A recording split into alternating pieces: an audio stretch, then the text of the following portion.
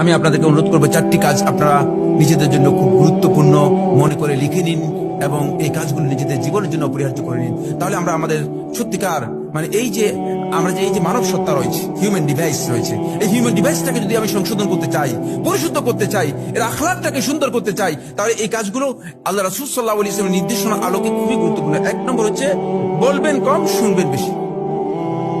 সম্ভব কিনা? এটা আমাদের অনেকের জন্য কঠিন। বলবেন কম, শুনবেন বেশি। এখনই লিখে নেন, আজকে থেকে প্র্যাকটিস করুন।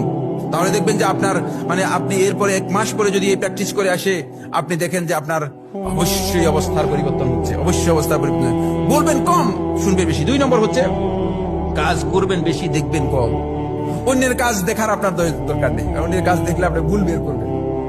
নিজে কাজ করবেন বেশি আর অন্যের কাজ দেখবেন কম। অন্যের কাজ দেখার আপনার দরকার নেই। 3 নম্বর পয়েন্ট হচ্ছে নিজের দোষ দেখবেন, অন্যের ভালো কাজ দেখবেন।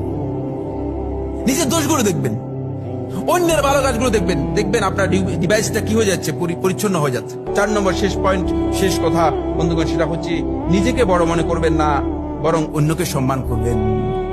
দেখবেন এই 4টি কাজ যদি কেউ করতে পারে, নিজেকে বড় মনে করবেন না। নিজেকে যিনি বড় মনে করতেছেন